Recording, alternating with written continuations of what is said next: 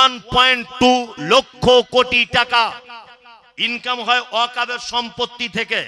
সারা ভারতবর্ষের যত দর্শনীয় জায়গাগুলি রয়েছে আপনারা জানেন, সমস্ত জায়গা কিন্তু আমাদের। এগুলো জানা আছে তো? জানা আছে।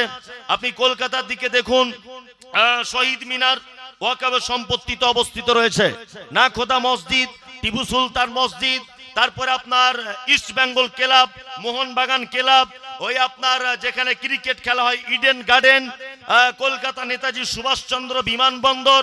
আবার যদি আপনি দেখতে চান সিনেমা যেখানে তৈরি হয়, জায়গাটার নাম টালিগঞ্জ, আসলে জায়গাটার নাম ছিল টি আলীগঞ্জ, যার ফুল ফর্ম হচ্ছে তাহের আলীগঞ্জ।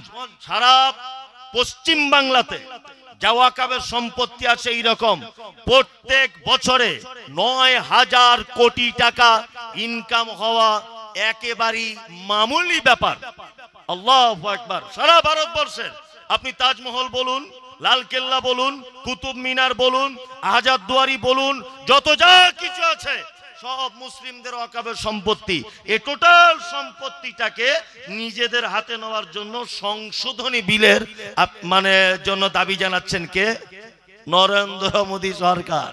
আসলে মার খাই না তো এখনো, পাছা লাল করে দিবে মুসলিমরা যদি একবার খেপে যায়। কি বললাম বুঝলেন না? ক্ষমতার অপব্যবহার। আর শুধু এটা বলতে চাইছে যে আমরা এখন ক্ষমতায় রয়েছি। পাগল কথাকারে, তুমি তো কালকেকার চাওয়ালা। তোমার থেকে বড় নেতা, তোমার থেকে বড় কমরেড, তোমার থেকে বড় শাসক নাম তার ফেরাউন, তার সাথে পর্যন্ত আমাদের ইমানদারেরা লড়াই করেছে। আল্লাহ শেষ পর্যন্ত তাকে পানিতে চুবিয়ে চুবিয়ে মেরেছে, মেরেছে না? তোমার থেকে বড় নেতা, বড় কমরেড নাম তার নমরুদ, তাকে একেবারে নাকের ভিতরে মশা ঢুকিয়ে দিয়ে মেরে দিয়েছে।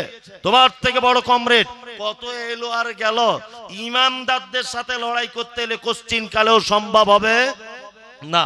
ক্ষণিকের জন্য বিপদে পড়বে হয়তো, কিন্তু এটা চিরস্থায়ীর জন্য নয়। আল্লাহ সব থেকে বড় বিচারক, আহকামুল হাকিমিন, সঠিক বিচার তিনি করেন। 5 বছর পরে এটা তো দেখেও শিক্ষা নেয়। আপনারা জানেন না পার্শ্ববর্তী দেশ বাংলাদেশ দেখেছেন না?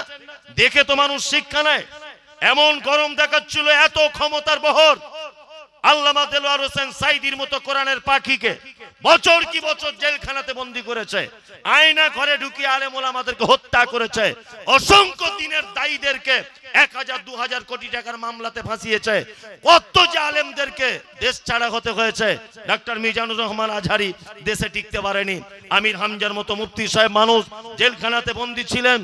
আপনার দেলোয়ার হোসেন সাইদির মতো মানুষ দীর্ঘদিন জেলখানাতে ছিলেন, টিকে থাকতে পেরেছে ক্ষমতা? রাতারাত্রি জনগণ এমন সাইজ করেছে, হেলিকপ্টার নিয়ে পালাতে সুযোগ পায়নি। ওই জন্য আল্লাহ তাআলা বলছেন, সমস্ত ক্ষমতার মালিক আমি আল্লাহ। তোমরা যে ক্ষমতার গরম দেখাও, এটা 2-5 বছরের মধ্যে সীমাবদ্ধ। সমস্ত ব্যাপারে ক্ষমতা কে রাখে? কে? আল্লাহ। তাবারাকাল্লাযী বিয়াদিহিল মুলক ওয়া হুয়া আলা কুল্লি শাইইন কাদির। আল্লাযী খালাকাল মাউতা ওয়াল হায়াতা লিয়াবলুয়াকুম আইয়ুকুম আহসানু আমালা। আল্লাহ তাআলা বলছেন, আমি হায়াত সৃষ্টি করলাম, মওত সৃষ্টি করলাম, তারপরে হায়াত সৃষ্টি করলাম। হায়াত মওতকে বানালাম কেন? লিয়াবলুয়াকুম আইয়ুকুম আহসানু আমালা, যাতে তোদেরকে পরীক্ষা করা যেতে পারে যে তোমাদের ভিতরে উত্তম কাজ কে করে এসেছে। এই থেকে ফিরুন, এবার পৃথিবীর এক দামি মানুষের কথা বলবো। এর আগে অনেক বক্তব্য শুনেছেন আলেম ওলামাদের কাছে। এত দামি লোকের কথা আপনি শুনলেও আজকে ভিন্ন রকম ভাবে শুনুন। আল্লাহ তাআলা বলছেন, মওতকে সৃষ্টি করলাম, হায়াতকে সৃষ্টি করলাম। আচ্ছা বলুন তো, আগে হায়াত না আগে মওত? মানুষ আগে জন্ম নেয় না আগে মৃত্যু হয়? আগে জন্ম নেয়, কিন্তু আল্লাহ বলছে আল্লাযী খালাকাল মাউতা, আমি প্রথম মওত সৃষ্টি করলাম, তারপর হায়াতা, জীবন। আসলে হায়াত আর মওতের ব্যাখ্যা বিশ্লেষণ করলে তো অনেক বেশি করা সম্ভব নয়। সংক্ষিপ্ত আকারে জেনে নেন, মওত মানে অনস্তিত্ব, যার কোনো অস্তিত্ব ছিল না। বললাম বুঝলেন? যার কোনো অস্তিত্ব ছিল না। আমি মমতাজুল ইসলাম, আমার মায়ের পেটের আসার আগ পর্যন্ত আমার কোনো অস্তিত্ব ছিল? ছিল না, ছিল না। আমার আব্বা আর মায়ের মিলনের ফলে আমার মায়ের পেটে রক্ত জমাট হয়েছে।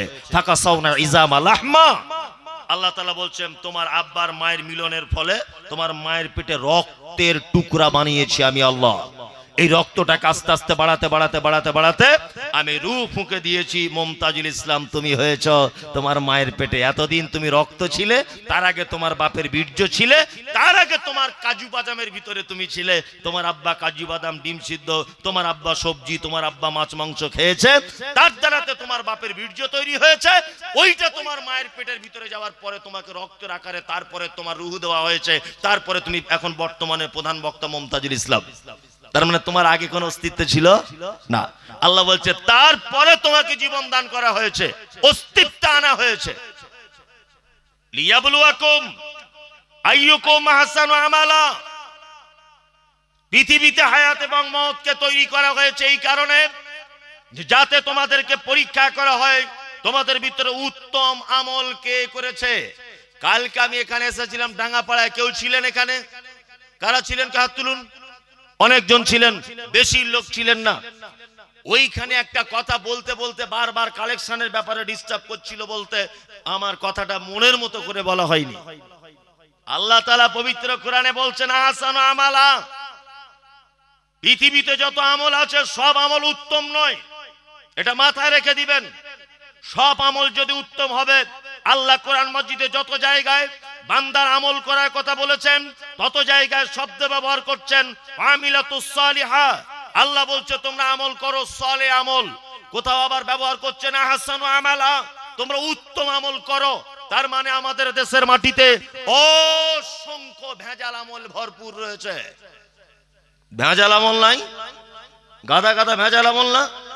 ভেজাল আমল আছে। হ্যাঁ, আল্লাহ সুবহানাহু ওয়া তাআলার নিকটে আমি কয়েকটা উত্তম আমলের কথা আপনাদেরকে বলবো ইনশাআল্লাহ। উত্তম আমল আল্লাহ পবিত্র কোরআনের ভিতরে বলছেন আনআমাল্লাহু আলাইহিম মিনান নাবিয়িনা ওয়াস-সিদ্দীকিনা ওয়াশ-শুহাদাই ওয়াস-সালিহিন। পৃথিবীতে যত মানুষ রয়েছে চার শ্রেণীর মানুষকে আমি উত্তম পুরস্কারে পুরস্কারিত করেছি। কয় শ্রেণীর মানুষকে? চার। এক, নবীগণ, যাদের সঙ্গে আমাদের কোনো তুলনা হয় না। দুই, সাহাবীগণ, কোনো তুলনা হয় না। তিন, শহীদগণ, যারা আল্লাহ রাস্তায় শহীদ হয়েছে। চার, সালেহীন, সৎকর্মশীলগণ। সৎকর্মশীলগণ যারা সৎকর্ম করে আল্লাহ তাআলা বলছে তাদেরকে প্রাইজ দিয়েছি। এবার আমাদের সৎকর্ম করার আগে কোথায় যেতে হবে? সাহাবীদের কাছে যেতে হবে, নবীদের কাছে যেতে হবে। ওনারা কি সৎকর্ম করে জান্নাতের সার্টিফিকেট পেয়েছিলেন? জান্নাতের সার্টিফিকেট পেয়েছিলেন কতজন? 10 জন। তার ভিতরে কে ছিলেন? হযরত আবু বকর, হযরত ওমর, হযরত উসমান, হযরত আলী, আব্দুর রহমান ইবনে আউফ। এইভাবে 10 জন সাহাবী জান্নাতের সার্টিফিকেট প্রাপ্ত, তাই না? ওনাদের জান্নাতের সার্টিফিকেট পেলেন কেন? উত্তম কাজ ছিল জীবনে। ছিল না? ছিল না? একটা উত্তম লোকের কথা বলি। আচ্ছা, হযরত উসমানের নাম শুনেছেন? খুব দামি লোক ছিলেন না আপনার আমার মতো লোক? সাংঘাতিক ব্যাপার। উসমান কত দামি ছিল একটা ছোট্ট হাদিস বলি, দেখুন আপনার ভালো লাগবে, শিক্ষাও আছে। আম্মা জান আয়েশা সিদ্দিকা রাদিয়াল্লাহু তাআলা আনহা, সহিহ মুসলিম 2442 নম্বর হাদিস। হাদিস বর্ণনা করছেন কে? আম্মা জান আয়েশা সিদ্দিকা রাদিয়াল্লাহু তাআলা আনহা। উসমান গনি তার নাম। আল্লাহ রাসূল সাল্লাল্লাহু আলাইহি ওয়াসাল্লাম বলেছেন মানুষের ভিতরে সবথেকে নরম হৃদয়ের মানুষ তার নাম আবু বকর। ইসলামিক ব্যাপারে সবথেকে কড়া মানুষ তার নাম ওমর। মানুষের ভিতরে যত মানুষ আছে সবথেকে লজ্জাশীল তার নাম উসমান। আম্মা জান আয়েশা সিদ্দিকা রাদিয়াল্লাহু তাআলা আনহা হাদিস বর্ণনা করছেন। আম্মা জান আয়েশা বলছেন আমি একদা বাড়িতে আসি আর আল্লাহর নবী তিনি বাড়িতে বসে আছেন বা শুয়ে আছেন। আল্লাহ রাসূলের পায়ের দিকে তাকিয়ে দেখলাম যে আল্লাহ রাসূলের পায়ের লুঙ্গিটা বা পায়জামাটা এরকম ভাবে উঠে আছে। দরজা আওয়াজ করলেন, কে? আল্লাহ রাসূল বলছেন কে? বাইরে থেকে আওয়াজ এলো, আমি আবু বকর, আমি আবু বকর। আল্লাহ রাসূল বলছেন এসো এসো এসো, ভিতরে এসো। ঢোকার পারমিশন দেওয়া হলো। আবু বকর মানে কে? আম্মাজান আয়েশার আব্বা। আম্মাজান আয়েশার আব্বা শ্বশুর বাড়িতে আসছে। আম্মাজান আয়েশা বলছেন আল্লাহ রাসূলের লুঙ্গিটা যেমনই এরকম করা ছিল এইরকম ভাবে আছেন, তো এইরকমই আছে। শ্বশুরকে দেখে একটু লজ্জাও করলেন না আল্লাহ রাসূল। তারপর এলেন কে? ওমর। ওমর। আল্লাহ রাসূল বলছেন এসো। ওমর কে? ওমরও শ্বশুর। ওমর কে? শ্বশুর, আফসার আব্বা, তাই তো? ওইভাবেই আছেন। দুজনাই চলে গেল। এইবার দরজায় কে? উসমান। উসমানের নাম শুনে আল্লাহ রাসূল একদম উঠে তাড়াতাড়ি লুঙ্গি টুঙ্গি ঠিকঠাক করে জামা কাপড় ঠিক করে দাঁড়িয়ে পড়লেন। হযরত উসমান প্রয়োজন মিটিয়ে চলে গেলেন। আম্মাজান আয়েশা এবারে জিজ্ঞেস করছেন আল্লাহ রাসূল একটা কথা বলি, আবু বকর আপনার শ্বশুর, ওমর আপনার শ্বশুর, আপনি ওমর আর আবু বকরকে দেখে লজ্জা পেলেন না? লুঙ্গিটা ওঠা অবস্থাতে আপনি শুয়েছিলেন, আপনি উসমানের নাম শুনে কেন তাড়াতাড়ি করে উঠে দাঁড়ালেন? আল্লাহু আকবার। বিশ্বনবী বললেন আয়েশা তুমি এমন এক মানুষের ব্যাপারে আমাকে প্রশ্ন করছো, তুমি কি জানো হযরত উসমান যখন রাস্তা দিয়ে যায় আসমানের ফেরেশতারা পর্যন্ত উসমানকে দেখে সম্মান জানায়। আয়েশা আমি নবী, যাকে দেখে ফেরেশতারা সম্মান জানায় তাকে দেখে আমি কি একটু সম্মান জানাবো না? এর নাম উসমান। উসমান কে? পৃথিবীর এক অতুলনীয় বীর পুরুষ, তার নাম হযরত উসমান। এই দেখুন ওনার ভালো কাজ আপনার সামনে পেশ করছি। মুসলিমরা যখন মক্কায় অত্যাচার সহ্য করতে না পেরে মদিনায় এলেন, মদিনায় আসার পরে মুসলিমরা বড় বিপাকে পড়েছে। কি? না আছে পর্যাপ্ত পরিমাণে খাবার, না আছে পর্যাপ্ত পরিমাণে পানির ব্যবস্থা। এক ইহুদির একটি কূপ ছিল, কূপটির বর্তমান নাম হচ্ছে বীরে রুমা। কি নাম বললাম? বীরে রুমা।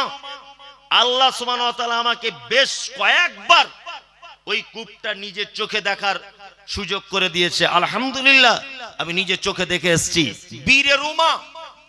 হযরত উসমান গেলেন ওই ইহুদির কাছে, ইহুদিকে গিয়ে বলছেন এই তোমার কূপটা বিক্রি করবে? ইহুদি বলছে না বিক্রি করব না। হযরত উসমান বলছেন তাহলে এক কাজ করো ভাই, অর্ধেক বিক্রি করো, মুসলিমরা পানির জন্য খুব কষ্ট পাচ্ছে, অর্ধেক বিক্রি করে দাও, একদিন তোমার লোক পানি নিবে একদিন আমার লোক পানি নিবে। বলছে না বিক্রি করব না। হযরত উসমান আবার গেলেন, গিয়ে বলছেন বিক্রি করবা তোমার কূপটা? তখন লোকটা 5 টাকার জিনিস দাম চেয়েছে কত? 35,000 দিরহাম। বর্তমান যার দাম 8,05,000 টাকা। আজ থেকে 1,500 বছর আগে 8,05,000 টাকা মানে সারা মুর্শিদাবাদ জেলা নয়, সারা পশ্চিম বাংলার জায়গা জমি কেনা যেত। আজ থেকে 1,500 বছর আগে 8,05,000 টাকা।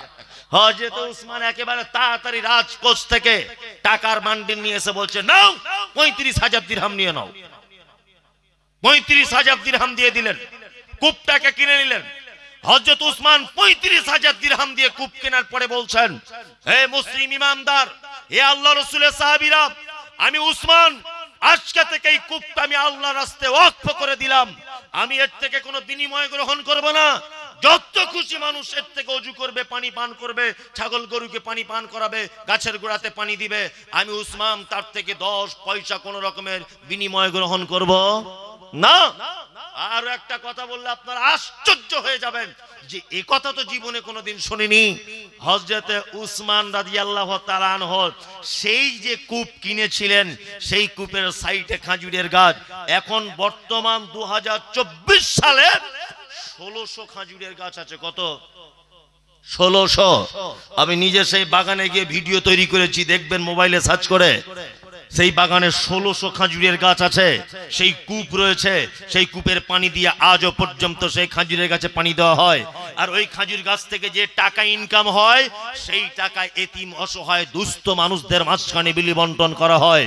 আরো একটা মজার কথা বলি, ওই খাজুর গাছ থেকে যে টাকা ইনকাম হয়, ওই টাকা দিয়ে মসজিদে নববীর সামনে 5 তলা একটা বিল্ডিং করা হয়েছে, যে বিল্ডিংটির নাম হচ্ছে সৈয়দুনা উসমান।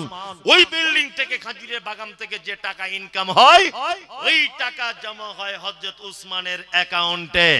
আপনি বিস্ময়ে অভিভূত হবেন, আজ থেকে 1500 বছর আগে একজন মানুষ, নাম তার হযরত উসমান রাদিয়াল্লাহু তাআলা আনহু, ওনার নামে আজও পর্যন্ত সৌদি আরবের মাটিতে ব্যাংকে অ্যাকাউন্ট খোলা আছে। আপনারা জানেন পশ্চিম বাংলার অনেক মাদ্রাসায় এতিমদের জন্য টাকা আসে সৌদি আরব থেকে, দেখবেন খোঁজ নিয়ে, এতিমদের জন্য টাকা আসে। এই এতিমদের জন্য যত টাকা আসে সৌদি আরব থেকে, এর 95% টাকা হযরত উসমান গনি রাদিয়াল্লাহু তাআলা আনহুর অ্যাকাউন্ট থেকে আসে। সুবহানাল্লাহ, এই চারটি খানি দামি লোক, হ্যাঁ, জাতা লোক, দানের বগর দেখবেন। ভালো কাজ তো অনেক দেখেছেন জীবনে, চলুন হযরত আবু বকর সিদ্দিক রাদিয়াল্লাহু তাআলা আনহু ভালো কাজ দেখেছেন।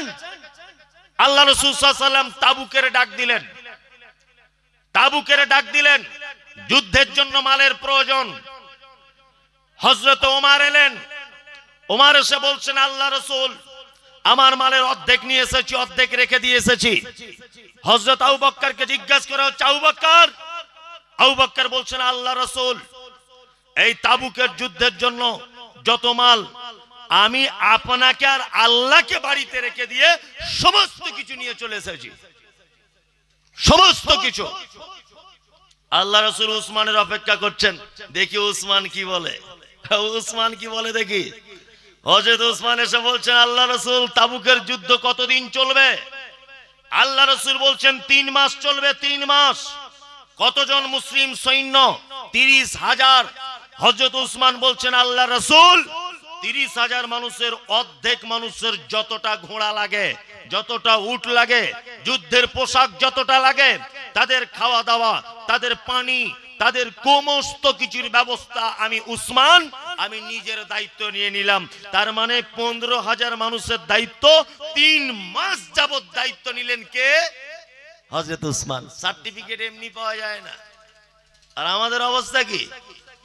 মসজিদে 200 টাকা দিয়ে বারবার এসে বলছে, আমার নামটা একটু বলো, আমার নামটা বাদ চলে গেল, মৌলভী সাহেব একটু বলো। আর নামটা যদি বা বলেছে, তা এসে বলছে, শুধু কেন নাম বলছো ভাই? আমি এবার টাটকা হজ করে এসেছি, আলহাজ অমুক সাহেব। এই তো আমাদের অবস্থা, অবস্থা না আমাদের অবস্থা। আল্লাহু আকবার। আল্লাহ তাআলা বলছেন, আহসানু আমালা, উত্তম কাজ তুমি কিছু জীবনে করো। পৃথিবীতে তোমাদের ওই কারণে আমি পরীক্ষার জন্য পৃথিবীতে পাঠিয়েছি। এবার আপনাদেরকে আমি আর একটা কথা বলবো, সেটা হচ্ছে এই, আচ্ছা বলুন তো, আল্লাহ আমাদের পৃথিবীতে কি জন্য পাঠিয়েছেন? পরীক্ষা করার জন্য, তাই তো? এই দেখুন, পরীক্ষার আবার 2-3টে কোয়ালিটি আছে, আছে না? একটা আছে টেস্ট পরীক্ষা, আর একটা ফাইনাল পরীক্ষা। টেস্টে যদি কেউ এলাও না হয়, ফাইনালে বসতে পারে না। আল্লাহর পরীক্ষাও ঠিক তেমন। এই দেখে নেন আপনি, আল্লাহ বলছেন, ওয়ালানাবলু আন্নাকুম বিশাইয়্যিম মিনাল খাউফি ওয়াল জু' ওয়া নাকসিম মিনাল আমওয়াল ওয়াল আনফুসি ওয়াস সামারাত ওয়া বাশশিরিস সাবিরিন আল্লাযীনা ইযা আসাবাতহুম মুসিবাতুন ক্বালু ইন্না লিল্লাহি ওয়া ইন্না ইলাইহি রাজিউন। বান্দারে, পৃথিবীতে তোদের ফাইনাল পরীক্ষা নয়, এটা টেস্ট পরীক্ষা হবে। আমি আল্লাহ 4টে জিনিসের মাধ্যমে তোমাদের টেস্ট পরীক্ষা করব। 1 নম্বরে আল্লাহ তাআলা বলছেন, ওয়ালানাবলু আন্নাকুম বিশাইয়্যিম মিনাল খাউফ, তোমাদেরকে বিভিন্ন ব্যাপারে ভয় দেখিয়ে দেব। সরিষার তেল, সরিষার তেল 2 মাস আগে ছিল 100 টাকা কেজি, আজকে হঠাৎ করে 350 টাকা কেজি। মানুষ ভয় করছে, কি করে খাবো, কি করে তরকারি রান্না হবে, বউ ছেলে পিলে সব মারা যাবে। আশঙ্কা হয় না অনেক সময়? আল্লাহ বলছে, খাউফ ওয়াল জু', ক্ষুধা দিয়ে দিব, ওয়াল আনফুস, তোমার বেটাটাকে মেরে দিব, বড় বেটাটাকে। হঠাৎ করে রাস্তা দিয়ে আসছিল তোমার বড় বেটা, কলকাতা থেকে কাজ করে ফিরছিল, হঠাৎ একটা ট্রাক্টর এসে ওকে ছাতুর মতো ছেনে দিয়ে চলে গেল। আল্লাহ বলছে এটা তোমার পরীক্ষা। অসামারত, মাঠের তোমার ধান পেকে গেল, আসমানকে বলে দিলাম এত গতিতে বৃষ্টি নামিয়ে দিয়ে তার ধানের 12:30 যেন বেজে যায়। ধান একেবারে তেলাপিয়া মাছে খেয়ে নিল, সব ধান শেষ, বন্যাতে সব তছনছ হয়ে গেল। আল্লাহ তাআলা বলছেন নবীকে, অবাশশিরিস সাবিরিন, ঈমানদার যেন তার এই টেস্ট পরীক্ষায় যেন ধৈর্য দেখায়। ধৈর্য যদি দেখায়, অবাশশিরিস সাবিরিন, আপনি ওই ধৈর্যশীলদের জন্য জান্নাতের সুসংবাদ দেন। কি বলছি বুঝতে পারছেন না? এটা দুনিয়ার পরীক্ষা। এক, আল্লাহ বলছে তোমাকে ভয় দেখিয়ে দেব। 2 নম্বর হচ্ছে এই তোমাকে ক্ষুধা দিয়ে মারবো। 3 নম্বর হচ্ছে এই তোমার যে বেটাটা সব থেকে বেশি ইনকাম করতে পারতো, ওই বেটাটাকে হঠাৎ করে আমি মেরে দেব। তুমি না খুশি হলে চলবে না, তোমাকে তখনই বলতে হবে যে আল্লাহ তুমি ভালো বুঝেছো তাই আমার বেটাকে ডেকে নিয়েছো, আমার কোনো কিছু করার নাই। তুমি আমার কাছে আমানত দিয়েছিলে, আমানতকে তুমি ছিনিয়ে নিয়েছো, আমার কিছু করার নাই। ওয়ালান ফুসারাস সামারাত, তোমার মাঠের ফসলগুলোকে আমি আল্লাহ ধ্বংস করে দিব। আল্লাহ নবীকে বলছেন, নবী ইমামদারদেরকে আপনি বলে দেন ওয়াবাশশিরিস সাবিরিন, তারা যেন ধৈর্য ধরে। আর ধৈর্য যদি ধরে তাহলে আমি আল্লাহ তাদের জন্য জান্নাত প্রস্তুত করে রেখে দিয়েছি। জান্নাত আর জান্নাত ধৈর্যশীলদের জন্য। এই এটা হলো টেস্ট পরীক্ষা, তাই না? ফাইনাল পরীক্ষা কোথায়? বিশ্ব নবী বলছেন, ইজাউজিয়াল মাইয়াতু আতাফু মালাকানি ফাকালানি মান রাব্বুকা মা দীনুকা মান নাবিয়ুকা। 60-70 বছর পরে একটা লোক যখন মারা গেল, আল্লাহ রাসূল বলছেন তাকে কবরে শুইয়ে দেওয়া হলো। কবরে শোয়ানোর পরে 2 জন ফেরেশতা আসবে, ফাকালানি, তারা 2 জন যৌথ কণ্ঠে বলবে, মান রাব্বুকা, তোমার রবকে তুমি বলো, মা দীনুকা, তোমার দিন কি তুমি বলো, মান নাবিয়ুকা, তোমার নবীকে তুমি বলো। এই 3টে প্রশ্নের উত্তর যদি সে দিয়ে দেয়, তাহলে তাকে জান্নাত জাহান্নাম দেখানো হবে।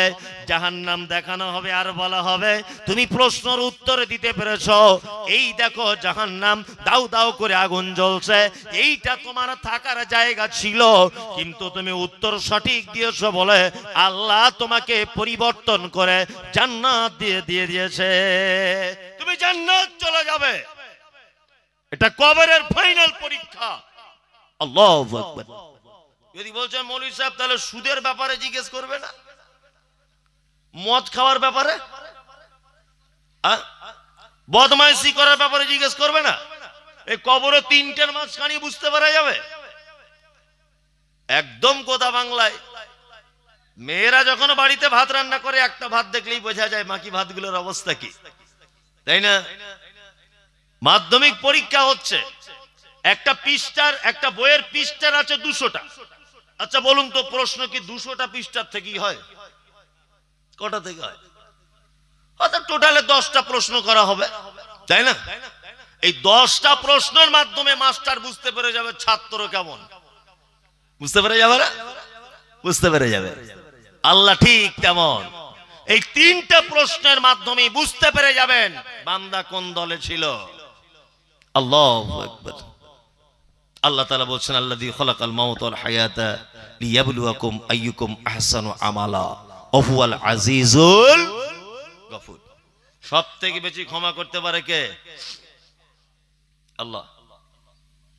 আপনি আমার কাছে কোনো ভুল করুন, শুধু বলছেন মুমতাজিল সাহেব একটু ক্ষমা করে দেন, একটু ক্ষমা করে দেন, তা আমি এমন গরম দেখাচ্ছি মনে হচ্ছে যে আমি আর ওকে ক্ষমা না দিলে ও মনে হয় পৃথিবীতে টিকতেই পারবে না। এরকম ক্ষমার আমরা এরকম ভয় এরকম কিছু মানুষের ব্যাপারে করি না? করি। সব থেকে বড় দয়ালু কে? আল্লাহ, তাই না? আল্লাহু আকবার। পাহাড় সম পরিমাণ পাপ করেছেন, তাই তো? দরিয়ার ফেনা সম পরিমাণ পাপ হয়ে গেছে। খুব ভয় লাগছে, তাই না? যে কি করব, কিছুই ভয় নেই, কোনো ভয় নেই। গভীর রাত্রে উঠুন, কামাফিন নাস আন্নাসুন নিয়াম। রাতের বেলা সবাই যখন ঘুমিয়ে যায়, তুমি তখন টুক করে উঠে পড়ো, উঠে রাস্তার ধারে মসজিদ 2 রাকাত নামাজ পড়ো, আর হাত দুটো তুলে দিয়ে একবার বলো, আল্লাহ আমি যা ভুল করেছি আজ থেকে আর কোনোদিন করব না। শুধু একটু অভিনয় করে হলো 2 ফোঁটা চোখের পানি ফেলে আপনি চলে আসুন। আপনার পানি ফেলতে যত দেরি, আল্লাহর ক্ষমা করতে তত দেরি নাই। আল্লাহ, কত পাপ করেছেন, কত পাপ, কত বড় পাপ, কোনো ভয় নেই। শুধু একটু আপনি শুধু একটু আল্লাহর দরবারে হাতটা তুলে বলুন, নিজেকে একটু আত্মসমর্পণ করতে শিখুন যে আল্লাহ আমি বড় ভুলকারী, তুমি বড় ক্ষমাশীল, তুমি ক্ষমা করে দিতে পারো, তুমি ক্ষমা করে দাও। পৃথিবীতে কত দৃষ্টান্ত রয়েছে এরকম ক্ষমা, দৃষ্টান্ত রয়েছে না? আর একটা কথা বলছি, শুনে রেখে দেন। যখন দেখবেন খুব বেশি পাপ হয়ে গেছে, তখন একটা কাজ সব থেকে বেশি করবেন, কি? সাদকা করবেন, সাদকা দান করবেন, সাদকা করবেন বেশি বেশি করে। তাহলে আপনার পাপগুলো সহজে কি হবে? ক্ষমা হয়ে যাবে। এই দেখুন, তার একটা দৃষ্টান্ত বলি, গতকালও বলেছি, আজকেও কথাটা বলছি। এক মানুষ যখন মৃত্যু যন্ত্রণায় ছটপট ছটপট করে, তখন আমরা কি করি? একটা মানুষ মারা যাবে এরকম করছে বিছানায় শুয়ে, আমরা তখন কি বলি? খালা একটু পানি দে গালে, খালা একটু গালে পানি দে, বলি না? ও কি পানি চায়? ও পানি চায়, শরবত চায়, গরম দুধ পান করতে চায় না। একজন ইমানদার মানুষ, জিবরিল মালাকুল মউত তার যখন আত্মাটাকে বার করে, গ্লাসে পানি ফেলে দেওয়ার পরে যেমন তলায় একটু পানি থাকে, ওই পানিটা দেখবেন এরকম হ্যাট করে দিলে 1 ফোঁটা পড়ে যায়। ওই 1 ফোঁটা পানি যখন পড়ে কোনো আওয়াজ হয়? আওয়াজ হয় না। মালাকুল মউত যখন একজন ইমানদার মানুষের জানটাকে বার করে, কোনো আওয়াজ হয় না, বাচ্চা ছেলের মতো দেখবেন ঘুমিয়ে পড়েছে। 2 কোন বদমাশ মানুষের আত্মাকে যখন বার করে, হাদিসের ভিতরে এসেছে তার চোখ, তার নাক, তার মুখ, তার কলিজা, সমস্ত জায়গায় থাকা শিরা উপশিরা টেনে ছিঁড়ে আনে। ওই লোক তখন কষ্ট সহ্য করতে পারে না, তখন একটা মাত্র কথা বলে, কি কথা? ফায়াকুলা ও রব্বি লাউলা খরতানি ইলা আজালিন করিব ফাআসাদদাকা ওয়া আকুম মিনাস সালিহিন। তার নিকটে যখন মালাকুল মউত চলে আসে, সে যখন কঠিন যন্ত্রণার সম্মুখীন হয়, সে তখন একটা কথা বারবার বলে, ফাআসাদদাকা ওয়া আকুম মিনাস সালিহিন। আল্লাহ তুমি আমাকে একবার সুযোগ দাও, আল্লাহ তুমি আমাকে একবার সুযোগ দাও, আল্লাহ তুমি আমাকে একবার সুযোগ দাও। পৃথিবীতে গিয়ে আমি কিছু দান সাদকা করে আসি, আমি দান সাদকা যদি করে আসি, তাহলে আমি মনে হয় তোমার এই কষ্ট থেকে বেঁচে যাব। মৃত্যু মানুষ কি বলে? আল্লাহ আমাকে একটু দান করার সুযোগ দাও। ভুল যদি হয় কি করবেন? দান করবেন। এই দেখুন, আপনাদেরকে একটা কথা বলি, ঘটনা শুনেছেন না? একজন পতিতালয়ের নারী, একজন দেহ ব্যবসায়িক নারী, এই নারীটা রাস্তা দিয়ে যাচ্ছিল। দান কেমন জিনিস দেখুন, রাস্তা দিয়ে যাচ্ছিল, যেতে যেতে দেখছে রাস্তার ধারে একটা কূপ, সেই কূপের সাইডে একটা কুকুর পিপাসায় কাতর হয়ে যাচ্ছে, তার জিহ্বাটা বার করে কাদা মাটিতে চাটছে। ওই বেশ্যা মহিলাটার মনে দয়া হলো যে কুকুর হলেও তার তো একটা প্রাণ আছে, কুকুরটা কষ্ট পাচ্ছে। ও তখন নিজের ওড়নাটা নিজের মোজার সঙ্গে বেঁধেছে, মোজাটা খুলে ওড়নাটা বেঁধে, খিমার বলা হচ্ছে, খিমার বলতে ওড়নাকেও বোঝায় বা শাড়ির আঁচলকেও বোঝায়। তা ওড়নাতে এইভাবে মোজাটা বেঁধে কুয়ার ভিতরে মোজাটা ফেলেছে। মোজাটাতে যে পানি উঠেছে, ওই পানিটা কোন রকম করে কুকুরকে পান করিয়ে দিয়েছে।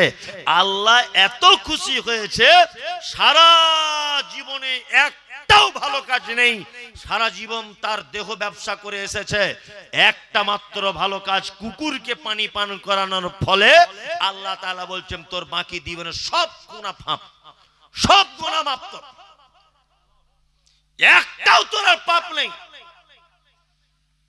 এই ঘটনা থেকে একটা জিনিস বোঝা যায়, কি একটা জিনিস বোঝা যায়, সেটা হচ্ছে এই যে তখনকার দিনের বেশ্যা মহিলারা পতিতালয়ের নারীরাও গায়ে ওড়না ব্যবহার করত। কি বললাম বুঝলেন না?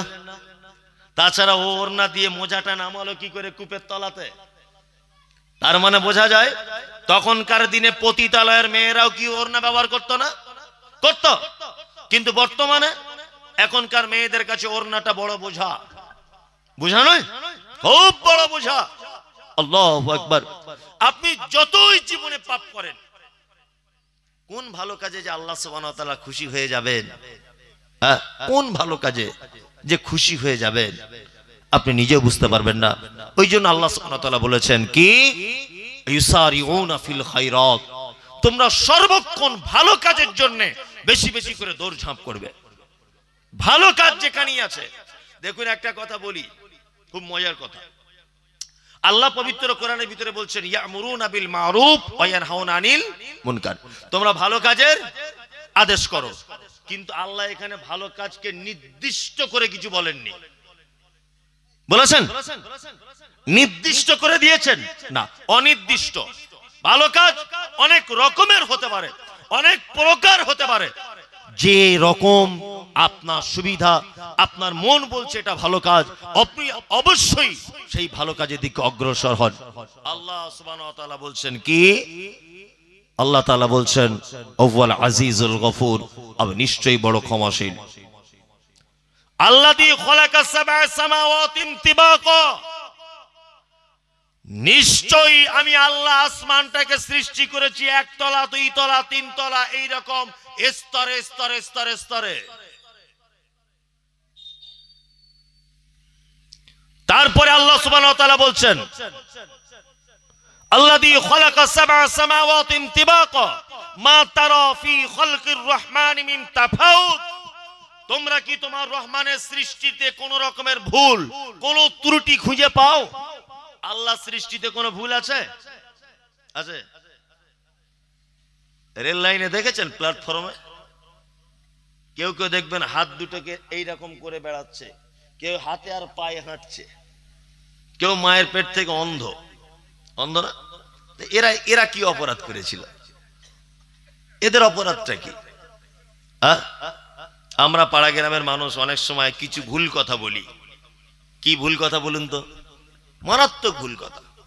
পাড়ায় দেখবেন কোন মানুষ যখন 4, 5, 6 মাস বিছানায় পড়ে আছে, রোগে ভুগছে, পাড়ার লোক কি বলি আমরা, শালা ঠিক হয়েছে, বড্ড বাড়াবাড়ি করছিল, লে দেখ আল্লাহর পক্ষ থেকে কাম আযাব হচ্ছে। একদম না, একদম না।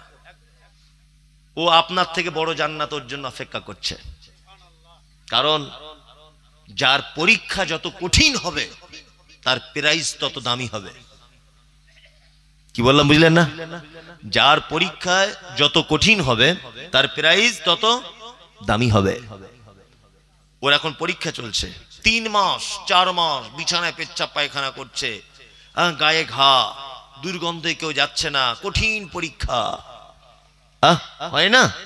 হয়। অনেক মানুষ, আর আমরা বোকা মানুষ বুঝতে পারি না, তাদেরকে উপহাস করে বলি কেমন লাগছে, ঠিক হচ্ছে তো?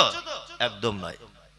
ওর পরীক্ষা যত কঠিন হচ্ছে ভাববেন ওর জন্য খুব উত্তম ফল অপেক্ষা করছে ইনশাআল্লাহ। 2, আমরা অনেক সময় প্রতিবেশীরা হিংসা করে কিছু শব্দ ব্যবহার করি। যেমন প্রতিবেশীর আর একটা লোকের ছেলে হয়েছে, একটা হাত এরকম, ভালো করে বুঝবেন। একটা ছেলে হয়েছে প্রতিবেশী কারুর অন্ধ, আর একজন প্রতিবেশী মহিলা কি বলছে, 12 জনের বদদুয়া লেগেছে, আল্লাহ কি সহজে ছাড়বে, দুনিয়ায় দেখিয়ে দিয়েছে। একদম নয়। দেখুন একটা কথা বলি, ক্লাস 5 এর ছাত্রের পরীক্ষার যে প্রশ্ন হয় মাধ্যমিকের ওই একই প্রশ্ন হয় না আলাদা? আলাদা। একই যদি প্রশ্ন হয় তাহলে আর পরীক্ষা বলে কিছু থাকতো না, থাকতো না। প্রশ্ন সবসময় আলাদা হতে হবে, আর প্রাইজও তেমন আলাদা। মাধ্যমিক পাস করেছো, টোটো চালাও। বিএ পাস করেছো, পাবলিক কোনো কোম্পানিতে কাজ করো। এমএ, এমএসসি, বিকম করেছো, মাস্টার ডিগ্রি করেছো, সরকারি স্কুলে হেডমাস্টার হও। এমবিবিএস করেছো, 4টে রুগী দেখলেই 4000 টাকা ফি। কি বলে বুঝলেন না? মাধ্যমিক পরীক্ষা দেওয়া সহজ না এমবিবিএস ডক্টরের জন্য পরীক্ষা দেওয়া সহজ? কোনটা? মাধ্যমিক সহজ, ওটা কঠিন। তাহলে ও কঠিন পরীক্ষা দিয়েছে, ও ভালো রেজাল্ট, 4টে রুগী দেখলেই 4000। তুমি মাধ্যমিক পরীক্ষা দিয়েছো, তুমি টোটো চালাও, এই তো অবস্থা। তার মানে যার পরীক্ষা যত কঠিন তার ফলাফল তত মিষ্টি। যে লোকটার ছেলে হয়েছে অন্ধ, যে মেয়েটার পেট থেকে ছেলে হয়েছে তার 3টে হাত, যে মেয়েটার পেট থেকে বাচ্চা হয়েছে ছেলেটার পাগুলো খুব সরু সরু, চলতে পারে না, ভেবে রাখবেন আল্লাহ ওকে ভিন্ন রকমের পরীক্ষা করছে। আল্লাহ দেখতে চাইছে তার আব্বা মা আমার প্রতি কতটা ধৈর্যশীল। যদি তারা দুজন কঠিন ধৈর্যের যদি পরীক্ষা দিতে পারে, অবশ্যই তার পিতা মাতাকে আমি উচ্চ জান্নাতের মাকাম দান করবো ইনশাআল্লাহ, উচ্চম দান করা হবে। এবার আপনাদেরকে একটা কথা বলি, আল্লাহ অনেক সময় কিছু কিছু মাধ্যমে মানুষকে ক্ষমা করে, আর কিছু কিছু মাধ্যমে মানুষকে পরীক্ষা করে। একটা কুকুরের মাধ্যমে একজন পতিতলা নারীকে কি ক্ষমা করে দেওয়া হয়েছে, হয়েছে না? তা আপনাকেও কিছু মাধ্যমে পরীক্ষা করা হবে। বেশ ভালোই ছিলেন, হঠাৎ করে পাটের ব্যবসা করতে গেছেন, হঠাৎ করে 5 লাখ টাকা ছিল, হাতটা চুলকাচ্ছিল, কি করবো না, 5 লাখ টাকার পাট কিনে বসে আছে। কি এখন রাতের বেলা আগুন লাগিয়ে দিয়েছে, 5 লাখ টাকা পুরো পুড়ে শেষ। খুব তখন মনে মনে ভাবছেন, আল্লাহ এই তোর বিবেক, আমার 5 লাখ টাকা মূলধন এটাকে নষ্ট করে দিলি। বলে কি বলে না, না ওটা আপনার জন্য পরীক্ষা, ধৈর্যশীল, ধৈর্য ধরুন, একটু ধৈর্যটা ধরুন, অবশ্যই আপনার জন্য উত্তম পুরস্কার রয়েছে। আল্লাহ সৃষ্টিতে কোনো ত্রুটি পাবে না। আল্লাহ বলছেন সুম্মারজিল বাসারা কাররাতাইনি ইয়ানকালিব ইলাইকাল বাসারু খাশিয়া ওয়া হুয়া হাসীব। তোমার দৃষ্টিকে তুমি আবার পুনরায় আসমান জমিন চারিদিকে ছড়িয়ে দাও, ছড়িয়ে দেওয়ার পরে দেখো তোমার চোখ, তোমার দৃষ্টি লজ্জিত, অপমানিত হয়ে আবার ফেরত চলে আসবে। আল্লাহ সৃষ্টিতে ভুল আছে? আমি আজ থেকে 3 বছর আগে সুন্দরবন বেড়াতে গিয়েছিলাম। আপনারা কেউ গেছেন এখানে সুন্দরবন? কেউ জাননি? যাবেন এই শীতকালে সুন্দরবন বেড়াতে, গ্রাম থেকে গাড়ি টাড়ি করে যাবেন। ওখানে গেলে আল্লাহকে দেখতে পেয়ে যাবেন। যদি বলছেন আল্লাহকে দেখতে পাওয়া যায়, হ্যাঁ